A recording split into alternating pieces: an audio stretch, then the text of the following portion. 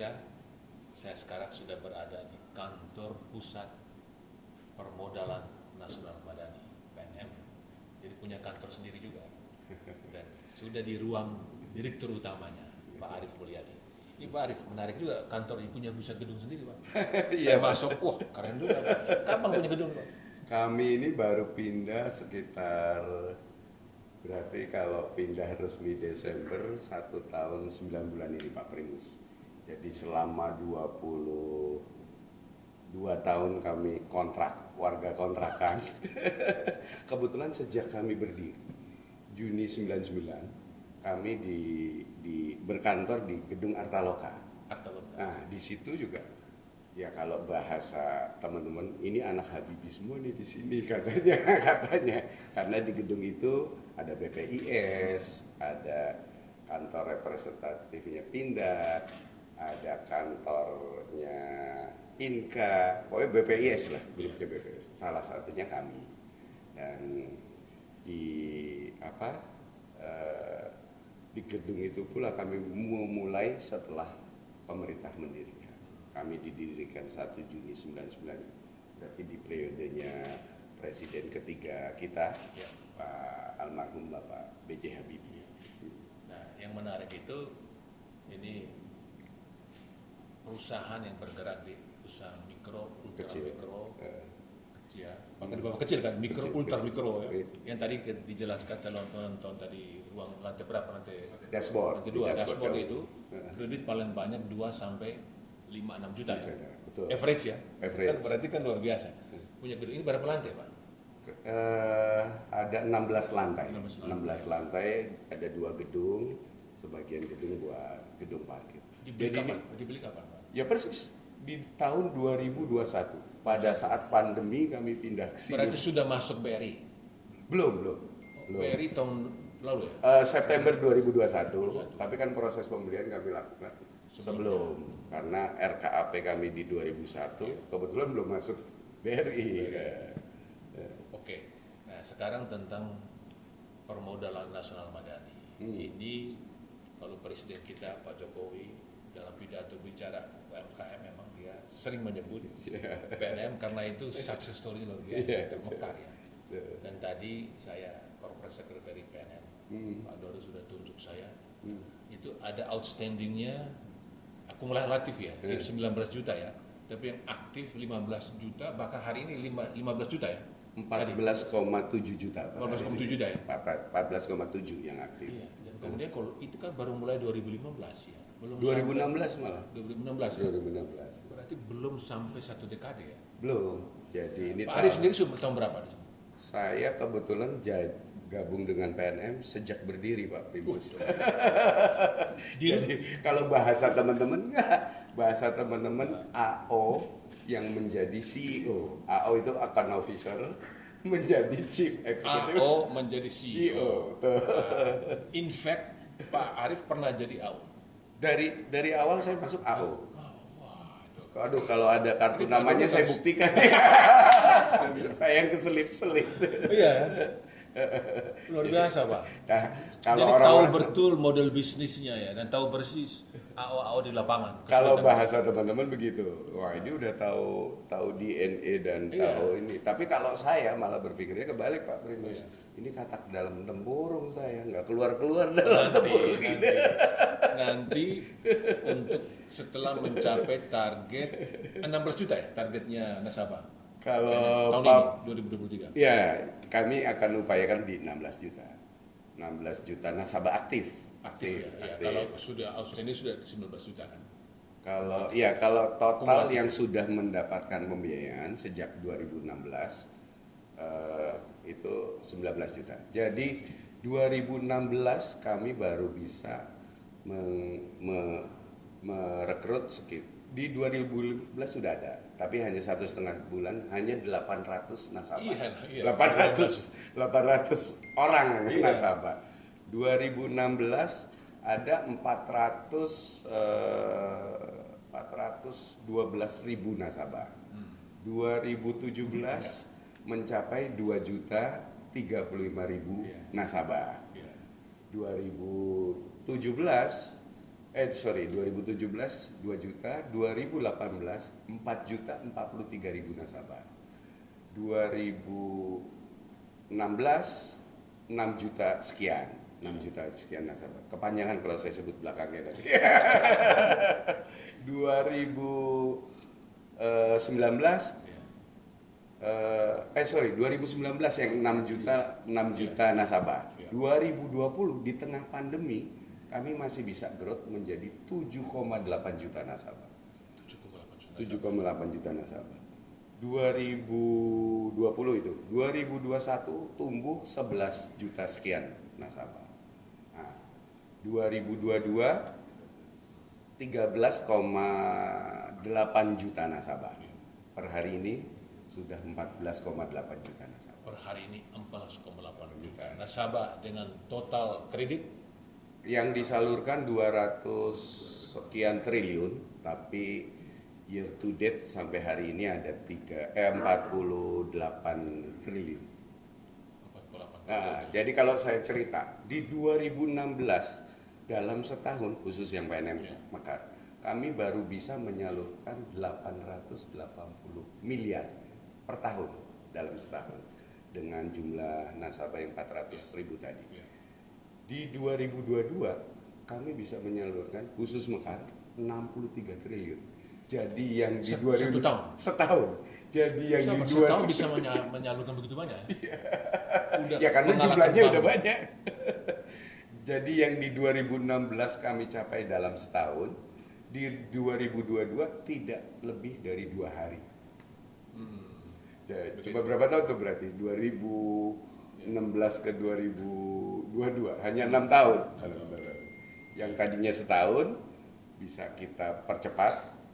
Selain percepat, perbanyak orang yang bisa menerima manfaat dan perbanyak orang yang bisa punya kesempatan mengaktualisasikan kemampuan produktifnya. Karena ini adalah misi, amanat, apalagi kalau boleh saya bilang wasiat dari pendiri kami. Wasiatnya Pak Habibie. Karena nama kami pun Permodalan Nasional Madani yang memberi adalah Pak Habibie langsung. Oh, nama ini Permodalan Nasional Madani. Tadi yang Madani dari ini Pak Habibie. Dari Pak Habibie langsung. Luar biasa. Dan saya selalu mencatat dan saya teruskan ke teman-teman yang belum punya kesempatan bertemu langsung dengan beliau bahwa targetnya adalah membentuk masyarakat madani. Masyarakat madani itu masyarakat yang tertata, tertib, ada aturan yang mengikat dan dipatuhi, sejahtera dan rukun. Nah, pokoknya bahasa-bahasa yang seperti itu. Dan tadi syaratnya Pak Habibie sampaikan masyarakat madani itu harus banyak, harus heterogen, jadi tidak membedakan agama, budaya dan sebagainya. Dan yang terakhir dalam area yang luas. Nah, per hari ini sudah tercapai ya kami belum mau puas, belum tapi mau sudah hampir semua kabupaten kan? Jadi per hari ini ada 6.018 kecamatan, 434 kabupaten kota. Sayangnya baru 35 provinsi. Iya. Biar teman-teman Kan juga ada hafal mekar-mekar ini. Iya. Iya. Total dana yang disalurkan tadi kan itu per tahun ya, tapi total dana yang dari awal sampai akhir. Kalau PNM Mekar 214 triliun. Jadi 14 triliun ya. Dari sejak Januari 2016 sampai hari ini itu 214 triliun. Jangan terbayang 214 triliun orang yang sedikit. Tapi ya kita berikan itu pada 19.400.000 orang. Dan 100% perempuan means ya mendekati 18 juta keluarga. Karena ada beberapa yang memang masih bagian dari satu keluarga. Jadi total nasabah dari PNM kan 19 juta, yang aktif 14,7. Nah, ini yang belum aktif bagaimana cara untuk mengaktifkan? Nah, ini PR kami. Jadi ada fenomena menarik Pak Primus di bawah. Kami juga kan nggak bisa. Ini sebetulnya saya balik lagi nih. Kalau pesannya Pak Habibie, saya dirikan BUMN ini punya 3 misi, punya 3 tugas, yaitu tadi goals-nya membentuk masyarakat madani. Yeah. Tapi dengan caranya itu melalui misinya memberikan modal finansial, modal intelektual, dan modal sosial. Karena tanpa 3 ini tidak akan sustain program intelektual, sosial, dan finansial. Yang di depannya memang finansial. Kita kasih pembiayaan dulu biar mereka dependen dengan kami lah. Nah, berikutnya kita beri intelektual tuh ya training, pendampingan, sosialnya bagaimana mereka bisa berjejaring. Satu nilai lebih dari modal sosial ini adalah, ini juga pesan beliau, pesan pendiri kami, hidupkan kembali akar budaya bangsa kita, gotong royong. Karena itulah gotong royong itu bagian dari kunci menjaga kerukunan. Oke, nah pertanyaan saya, berapa NPL-nya dan apakah ini ada hubungan dengan implementasi dari kegotong royongan? Kemarin rata-rata sebelum terdampak pandemi, ini kami juga sedang tata ulang 3 tahun pandemi, rupanya harus secara profesional, secara bisnis kami harus menata struktur di kami kan.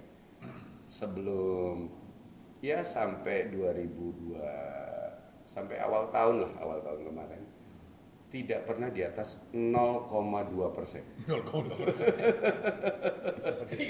Ini implikasi dari modal sosial yang kami berikan. Karena dengan modal sosial ini, selain mereka saling bantu, kalau temen yang usahanya nggak jalan, mereka temennya ngebantu. Udah nih saya bantuin jualin, atau kuemu makanan yang kamu buat nggak enak, kamu jualin bikinan saya aja. Itu bagian dari simbiosis dan kolaborasi bisnis kan, itu berjejaring. Ini kami bangun sebuah rekayasa sosial supaya mereka saling terikat. Pembiayaan yang kami berikan tanggung renteng. Kalau Pak Presiden sering bilang ya tanggung renteng ini yang beliau sangat suka gitu. Jadi kalau ada temannya yang belum bisa memenuhi kewajibannya kepada kami, temannya wajib, karena ini grup lending, pembiayaan kelompok, wajib menalangi terlebih dahulu. Tapi sebelum mereka menalangi, ada preventif ya jadinya. Daripada saya nalangin, saya harus bantu usaha teman saya supaya saya nggak nalangin. Gitu. Jadi built-in dari proses pembiayaan dengan pemberdayaan. Modal sosial gotong royong ya. Gotong royong. Terimplementasi di sini. Nah, kemudian dari profil nasabah peminjam ya debitur itu paling banyak wanita ya. 100% wanita untuk program 100%. kami. 100%. Karena kami kami coba menjajaki. Nah, ini 100% itu memang dari PNM memang bidik perempuan atau memang mereka datang? Betul. Enggak, kan lebih banyak kami yang proaktif. Ya, proaktif. Mengapa harus milih perempuan? Ya, satu, perempuan lebih punya banyak waktu. Kedua, secara socio-culture yang namanya perempuan lebih punya sense terhadap urusan dapur rumahnya.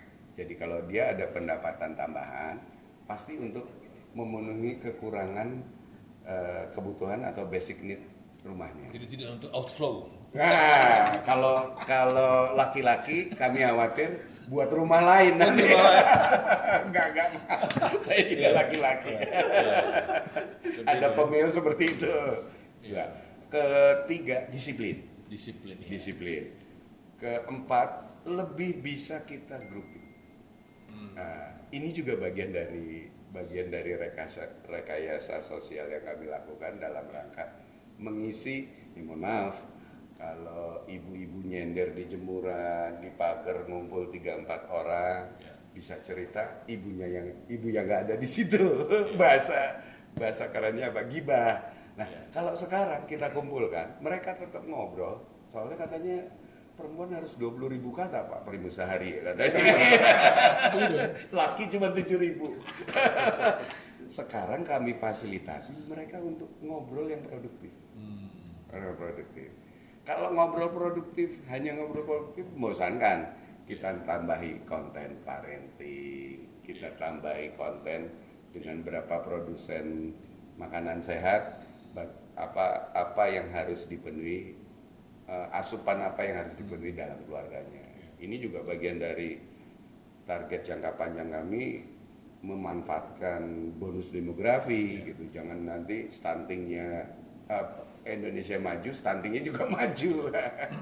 Ini bagian dari kontribusi kami. Nah, itu tadi karakteristik sosial wanita itu, kenapa kami memilih wanita. Ya, ada lagi satu lagi, mereka malu kalau jadi kalau jadi penunggak pasti akan malu dengan lingkungan dan komunitasnya. Secara bisnis ini adalah bentuk mitigasi resiko yang built-in dengan aktivitas Paling menarik Pak, jadi rasa malu itu sebagian-bagian dari mitigasi risiko. Ya makanya tadi realitanya nilai performing loan kami yang masih dapat kami jaga. Dan itu debitor itu usia paling banyak itu usia berapa? Tadi yang tengah 30 sampai 50-an ya, 50. Usia produktif. Nah sekarang ini tahun lalu 2022 resmi masuk menjadi anak 2021 Pak. 2021 secara legal anak perusahaan PT BRI. Betul. Ya.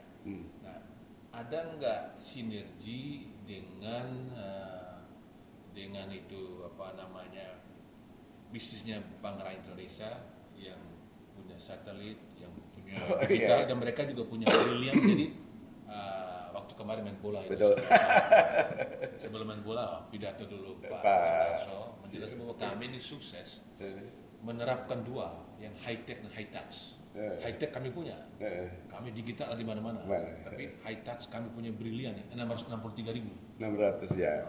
Nah itu gimana sinergi? Ya ini sudah jadi keputusan pemerintah, keputusan negara. Bagian dari grand design di BUMN, holding. Kami menyambut baik sejak awal pada saat inisiatif dibentuknya holding ultramikro. Jadi ini ada tanda kutipnya kan, gabungnya kami BRI dalam kerangka holdingisasi BUMN, terutama untuk sektor ultramikro. Kebetulan kami bertiga ini pemain nasional yang memang cukup menguasai captive. Kalau per hari ini untuk ultramikro, terutama grup lending, market share kami itu sekitar 58%. BRI Group ya? Bukan, di grup lending. Kalau BRI kan individual. Tapi ya BRI juga punya nasabah mikro. Ini untuk PNM aja? PNM aja yang usaha mikro? Ultramikro yang grup lending, pembiayaan. Ini banyak, pemainnya banyak Pak Primus. Ya puji syukur per hari ini kami market share kami 58%. 50%. Dan kalau dari jumlah nasabah aktifnya sudah terbesar di dunia. Jadi makanya Pak Presiden kan selalu supaya jelas.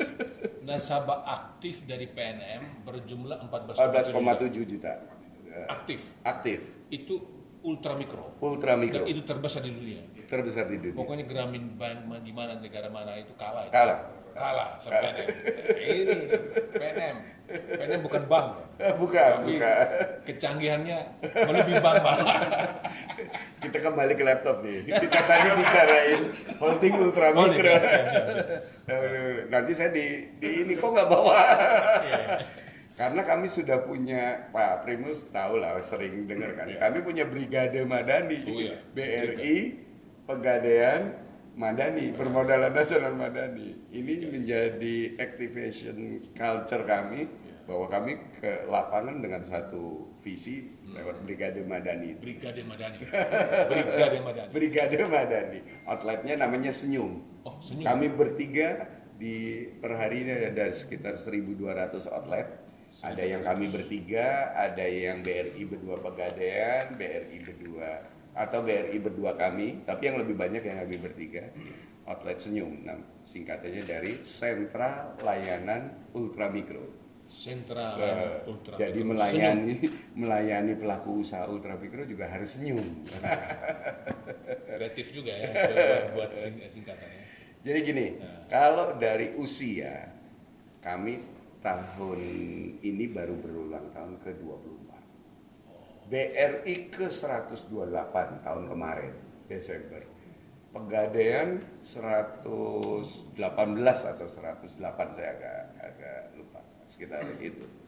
Nah, ini anak bungsu. Yang kalau Belum mandiri, belum mandiri. Yang kalau belajar sendiri harus 80 tahun yang akan datang setingkat BRI. Tapi karena kami digabung, ada shortcut learning curve yang bisa kami coba.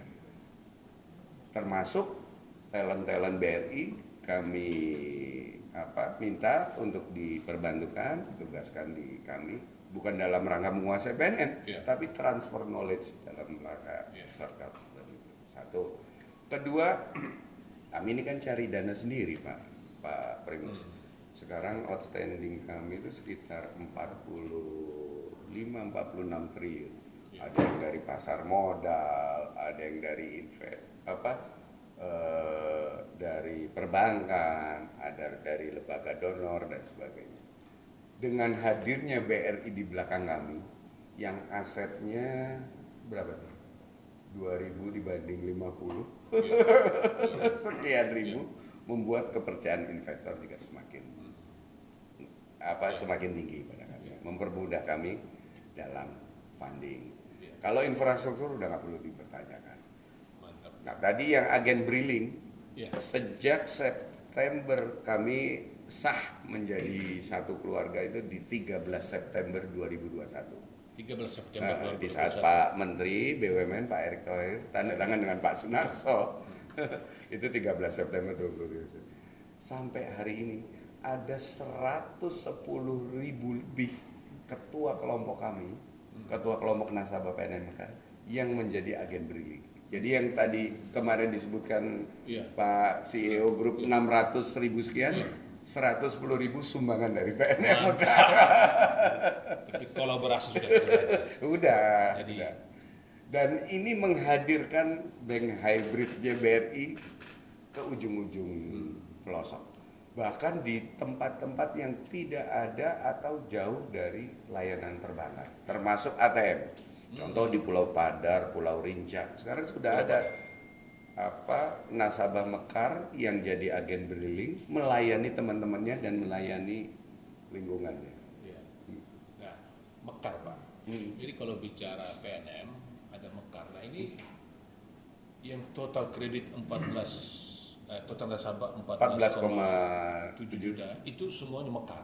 Yang kredit yang berapa terlalu itu Mekar semua. Mekar semua yang itu.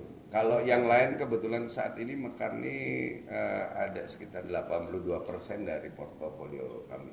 Yang sisanya ada Ulam yang melayani mikro kecil hanya hampir 1/10-nya, lebih 10% lebih, ada 13%. Ulam itu membidik siapa? Mikro dan kecil. Ya. Makanya Ulam itu ultra ya. Ultra. Kalau tadi Mekar ultra. Makanya itu Ulam itu singkatannya unit layanan modal mikro. Nah, ini yang sedang kami kaji dan coba lihat kembali, karena kami juga kan sekarang sudah satu grup nih. Ada BRI, ada Pegadaian, ada kami. Mereka juga melayani mikro kecil, BRI-nya, di Pegadaian juga ada mikro kecil. Ini sedang kami konsolidasikan bertiga. Kemungkinan nanti ke depan akan muncul New Ulam yang tadinya kita bentuk kelompok setelah jadi nasabah. Kami akan ambil porsi untuk mengakuisisi pelaku mikro, tidak kecil lagi, mikro yang dalam bentuk kelompok. Jadi nggak jauh dengan Mekar. Rasanya pembelajaran selama 7,5 tahun di Mekar ini membuat kami lebih firm memberikan pembiayaan secara kelompok. Nah, UMKM digitalisasi itu pidato Presiden kita selalu. Nah, sekarang ini dengan bersama BRI sebagai holding, digitalisasi di UMKM yang 14,7 juta ini sudah selesai semua atau masih belum? Ini kan segmen yang kami layani kalau Mekar ya. Kalau Mekar ini kan the bottom of pyramid-nya masyarakat Indonesia. Karena kami mengutamakan siapa yang bisa jadi nasabah Mekar adalah masyarakat prasejahtera dan rentan sejahtera. Jadi kalau dicacah, terakhir saya lupa update, tapi di 2021 sempat kita cacah, yang punya gadget cuman 47%. Yang 47% itu hanya 50% yang gadgetnya smartphone. 50% dari 47% itu yang handphonenya, gadgetnya dia miliki sendiri, bukan untuk keluarga, karena waktu itu kan ada sekolah online dan sebagainya. Hanya 40 sekian persen. Jadi gimana mendigitalisasi kalau mereka belum punya itu. Nah, waktu itu kita siasati, tetap mereka masuk di digitalisasi. Karena ini grup lending, nilai tambahnya dari 14,7 hampir 14,8 juta yang aktif ini saat ini tergabung dalam 810.000 kelompok. Ya. Kami pastikan yang 810.000 kelompok punya gadget yang bisa menjadi sarana komunikasi dengan kami. Kalau belum punya, berarti harus ada treat khusus dari kami supaya mereka jadi punya. Yang tadi 110.000 jadi agen briling itu Pak. Ya. Itu udah pasti mereka punya gadget itu kan. Nah, 810. Jadi digitalisasi mereka, kalaupun tidak langsung dilakukan per individual, dilakukan per kelompok melalui ketua kelompok. Buka akun khusus di marketplace, nanti teman-temannya nitip di situ. Kemarin Pak Menteri sudah melihat langsung di lapangan di Kabupaten Cirebon sama di sekitar Semarang di Kendal. Jadi ada ketua kelompok yang buka akun di beberapa marketplace, teman-temannya titip jualan di akun yang dibuat oleh si ketua kelompok. Nah, kemudian bagaimana UMKM terutama yang ultra mikro, mikro naik kelas, bagaimana di PNM? Dari 19 juta sekian yang sudah kami biayai, yang khusus yang Mekar ini, yang plafonnya naik sudah di atas 4 juta. Kalau plafon naik, ukuran kami, ini kesimpulan internal kami, kami nggak akan memberikan tambahan atau peningkatan plafon kalau dia usahanya atau omsetnya nggak meningkat. Ini kan bagian dari mitigasi resiko nih Pak Pribus. Jangan juga usahanya biasa-biasa aja kita naikin plafonnya. Pak, maksimal kalau dia nggak tumbuh, kita maksimal kita berikan seperti plafon sebelumnya. Nah, dengan adanya 4 juta nasabah yang plafonnya naik, menunjukkan bahwa sudah ada kenaikan kelas. Pertama itu. Kedua, sudah ada 800.000 yang naik kelas ke BRI. Baru 1,5 tahun. Berapa? 800 ribuan. Oh, naik pindah ke BRI, Ke BRI. masuk kecil. Mikro. Mikronya BRI. Itu kriteria berapa sih dari ultra mikro tadi sekitar Kalau yang ada acuan ininya itu ada peraturan Menteri Keuangan yang menyebutkan kalau masuk kategori ultra mikro kalau pembiayaannya di bawah 20 juta rupiah. Ultra mikro pembiayaan 20 juta rupiah itu masuk kategori ultra mikro. Itu tapi untuk berapa setahun? Ya macam-macam, ada yang ngangsur 2 tahun, ada yang setahun dan sebagainya. Iya. Jadi 20 juta ya? 20 juta plafonnya. Dia beli di Plafon. 20 juta. Tapi kami belum buru-buru masuk ke situ. Karena tadi yang kami sasar adalah para keluarga prasejahtera dan rentan sejahtera. Berarti di bawah ultra. Ultra. Susah nanti jadi ultra jadi ultra. Pokoknya 20 juta paling atas lah. Ya, 20 juta paling atas. Jadi yang di kami belum ada yang 20 juta. Maksimal itu baru 15 juta. Itu pun di angka hanya angka ratusan ribu. Oke, itu ultra 20 juta maksimal plafonnya. Maksimal. Setahun. Setahun. Kalau ke mikro? Mikro biasanya sampai 50 juta. 50 sampai 100. Kalau sekarang udah naik dari nilai keekonomian Nah, sampai kalau 100. PNM sendiri yang masuk mikro sendiri berapa? Eh, 100 juta. Kita ada 78.000 pelaku usaha mikro kecil yang plafonnya kami berikan mulai dari 50 juta sampai yang tertinggi ada yang 400 juta. Tapi kalau awal maksimal 200 juta. 788.000 ya. Berarti 700 di bawah sejuta. 78.000 nasabah. 78.000 Di bawah 100.000. Di bawah 100.000. Berarti benar tadi Pak Arief mengatakan PNM itu ultra mikro. Ultra mikro. 14,2 juta. Rupanya. Terbesar di dunia. Terbesar di dunia. Ultra mikro kan. Dahsyat juga Pak. Dan sektor paling banyak perdagangan. Ya, karena yang paling mudah. Kan saya belum sempat cerita Ya. bahwa nasabah kami ini kalau lembaga pembiayaan lain pasti akan memberikan kepada orang yang sudah berusaha. Ya. Kami juga memberikan yang belum pernah berusaha. Itu berapa persen Pak total? Itu menarik, Pak.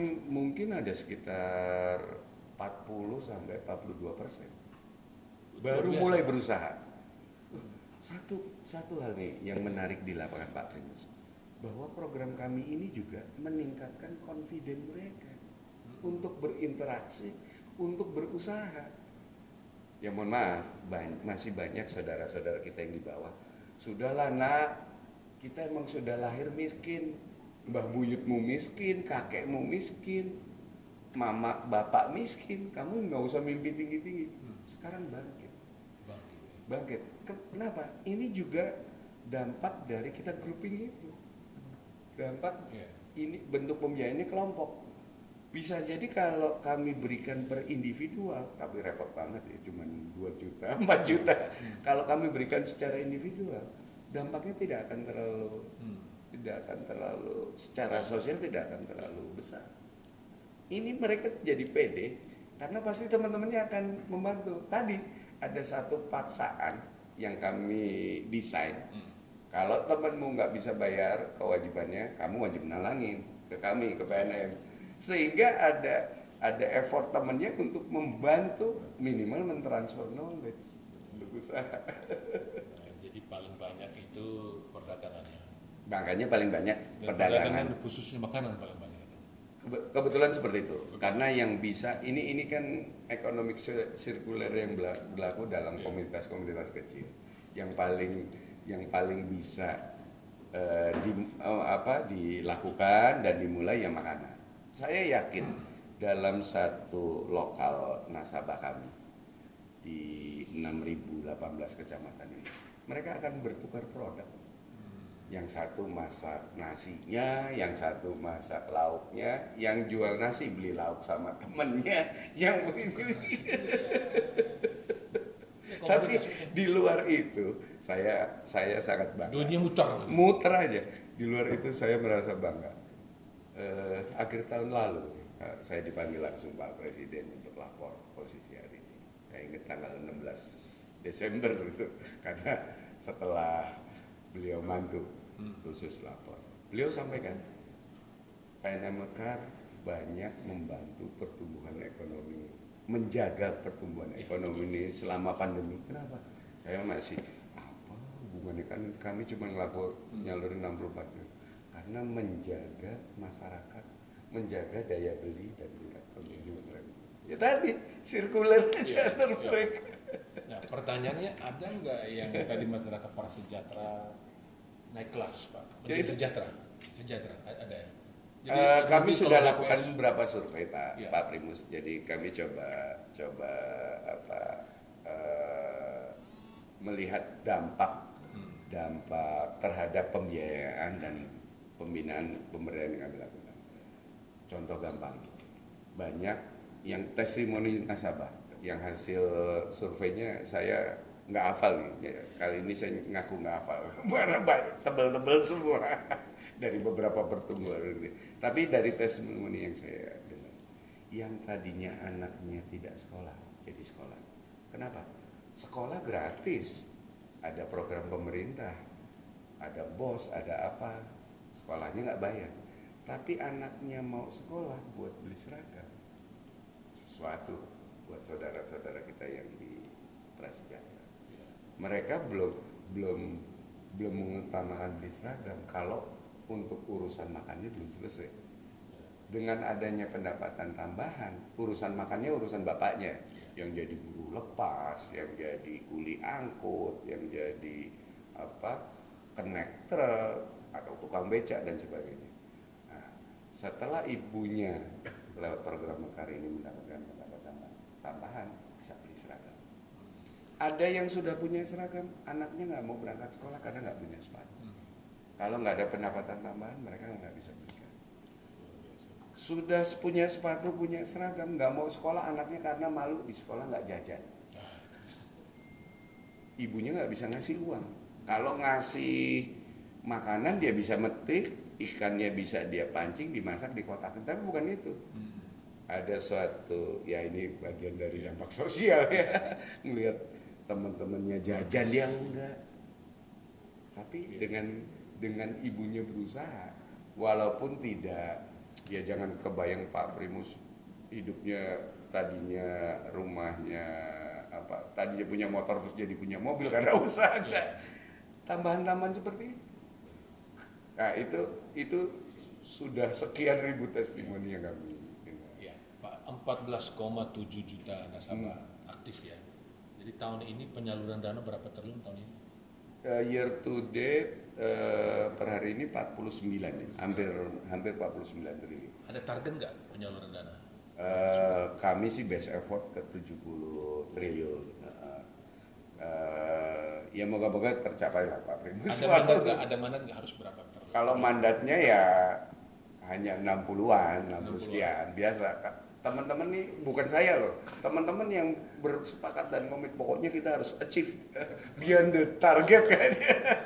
Istilah Pak Diru di sana CEO itu meleset ke atas. Nah, harusnya meleset ke atas. Nah, ini persoalan utama dari PNM sebagai CEO Pak Arief ini itu pada sumber dana untuk beri kredit atau terutama pada penyaluran kredit itu sendiri. Tapi kalau dari pemaparan Pak Arief tadi dengan NPL yang 0, berapa persen itu di bawah 0,5 ya? Di bawah 0,5. Di bawah 0,5 berarti kan sebetulnya spending kredit itu nggak masalah ya Pak, karena sumber dana atau di mana persoalan? Ya tadi karena yang kami layani ini memang the bottom of pyramidnya, strata ekonomi, pelaku usaha dan sebagainya. Ya kami yang harus siap lelah untuk menjemput bola dan hadir di pintu mereka. Itu satu, kami butuh SDM yang memang punya militansi, punya feel dan passion untuk melayani yang seperti itu. Kedua, ya handling cost. Itu yang nggak bisa kami hindari. Karena kami harus melayani daerah-daerah remote. Kami per hari ini memiliki 4.600 kantor unit di seluruh Indonesia. Tapi dari kantor unit ke titik layanan bisa ada yang 2 jam waktu tempuhnya. Sementara si account officer, istilah kami, karyawan kami yang langsung melayani itu, dia harus melayani paling tidak 5-7 kelompok per hari. Kalau satu titik dia 2 jam, itu akan sangat melelahkan buat dia untuk pindah ke kelompok lain. Kalau dilihat di Jawa, apalagi di Jakarta, 5 kelompok bisa disapu dalam setengah jam. Bahkan dari kabupaten paling banyak Bogor ya, karena memang Jakarta. Nah, bahkan Bogor juga rapat kalau Bogor kabupaten. Tapi yang di Bengkulu, yang di mana Sulawesi Barat, Maluku, Sulawesi Barat, Maluku, di Seram itu. Ya, PNM kan bukan bank. Kalau bank kan dia punya dana masyarakat DPK. Setelah ada DPK pun dia merasa kekurangan, dia jual obligasi. Nah, ini sumber dana PNM dari mana? Saat ini 48%, hampir 48% dari pasar modal. Jadi kami terbitkan bond, kami terbitkan surat utang melalui bentuk produk-produk investasi pasar modal, ada RDPT, RDT, kemudian kami juga punya fasilitas dari banyak bank, Hari ini mungkin kalau nggak salah ada 60 bank yang memberikan fasilitas ke kami. Two step loan. Ya, mereka executing ke kami, tapi restricted memang misalnya untuk program Mekar ini. Jadi Dan tidak ada fee yang dibayar ke mereka dari PNM, bayar ke bank. ya bayar bunga aja. Bayar bunga. Tetap ada dong, nanti bangkrut Cost dia. of fund. Cost Cost of of fund. Kami fasilitas pinjaman tapi executing ke kami. Nah, ini agak meningkat yang dari bank, minatnya juga semakin tinggi karena BI menerbitkan RPIN yang menstated perbankan yang memberikan fasilitas kepada PNM dihitung 125% pemenuhan pembiayaan UKM-nya. Jadi pada berlomba-lomba, ya terutama bank asing. Terus sumber dana kami yang ketiga adalah kami terima pinjaman pemerintah lewat Kementerian Keuangan melalui BLU, Badan Layanan Umumnya PIP, Pusat Investasi. Itu berapa per tahun 2023? Total sekarang outstanding sekitar ada hampir 6 triliun. Itu bunga murah tentu saja. Ya, bunga murah dibanding yang bank dan Oh, iya. yang bond. Itu KUR gimana KUR? KUR masuk? Enggak. Kami nggak masuk dalam skema KUR karena Kalau tadi dari yang BLU tadi di bawah KUR bunganya.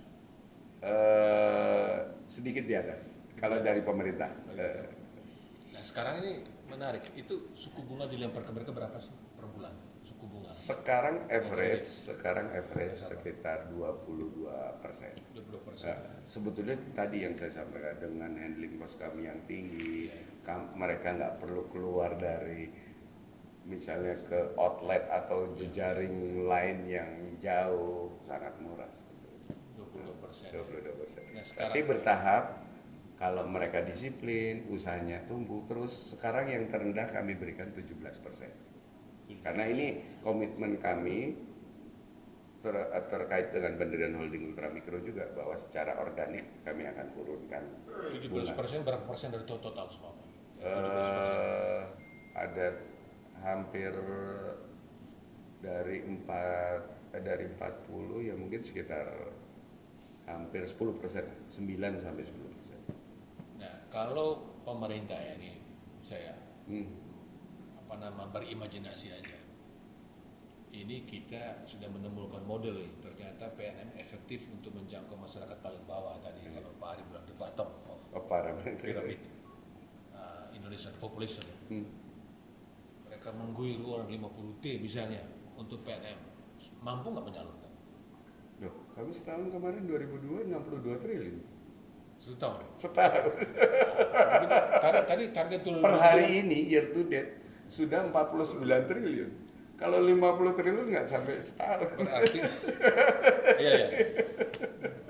Pada tahun ini lebih di atas 70 T dong tahun ini. Nggak 70 aja. Karena ternyata semakin besar, semakin tinggi juga tingkat kesulitannya. Karena waktu awal kami di 2016, 2017 kan lebih banyak di Jawa, belum banyak keluar. Terus sekarang Indonesia ini luas, masih ada yang kecamatan lain dan kabupaten lain. Nah, ada beberapa pertanyaan lagi Pak menjelang akhir. Ini kan banyak sekali muncul digital bank ya. Digital bank yang mereka tidak mengandalkan manusia online. Tapi dalam faktanya belum terlalu kelihatan ya. BRI yang oleh CEO Justru mengatakan high tech dan high touch digabung justru top. Justru bisa jadi kami bertiga holding ultramikro di bawah BRI ini yang menjadi pelopor itu. Tadi saya sudah sampaikan dari 810.000 ketua kelompok yang tersebar di 6.018 kecamatan hanya dalam hampir 2 tahun 2 bulan berarti 2 tahun 2 bulan sudah 110.000 yang menjadi agen BRI yang merupakan aktualisasi kehadiran bank di tengah-tengah masyarakat. Artinya PNM bersama dua yang lain BRI sama Pegadaian tetap aja melihat behavior dari nasabah. Kalau mereka sudah bisa gadget semua, why not ya? Why not? Tapi fakta mereka belum bisa. Belum kan? bisa. Bahkan belum punya malah. Tapi dengan hadirnya si ketua kelompok itu, walaupun mereka nggak punya gadget, mereka bisa transaksi digital lewat agen briling. Nah, Dan solusinya. per hari ini ya, dalam transaksi harian, pencairan kami cashless yang tadinya kami bawa tunai, berikan tunai ke mereka sebelum gabung dengan Iya. BRI, Gila, ya. berikan tunai, terus angsurnya juga kami ambil tunai. Jadi para AO kami itu punya tas khusus untuk bawa uang tunai itu. Per hari ini sudah 91% cashless.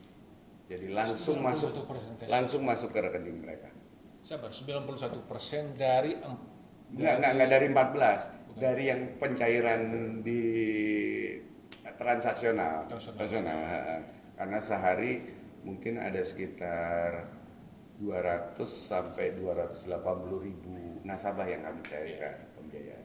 Nah, kalau kemarin kan ASEAN, pertemuan ASEAN, wah ada sesi khusus digitalisasi UMKM. Dan Indonesia katanya paling Paling bawah, rendah. rendah.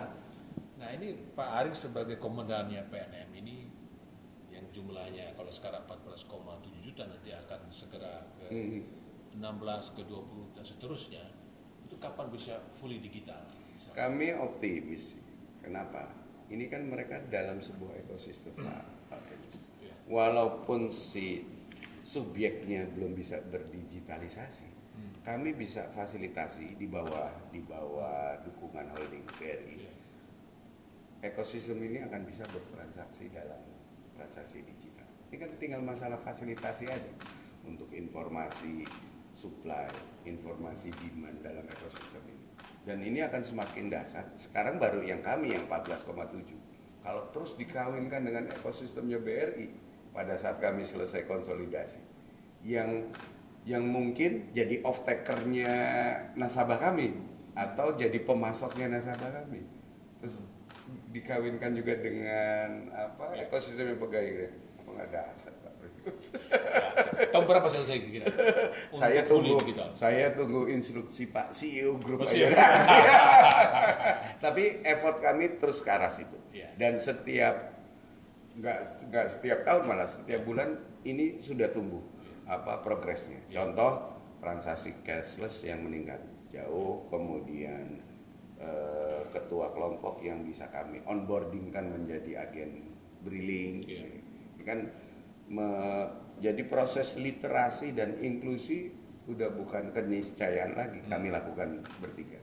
Per hari ini paling tidak sudah ada 9 juta nasabah PNM Kar yang tadinya belum punya rekening tabungan bank, jadi punya Simpedes Umi.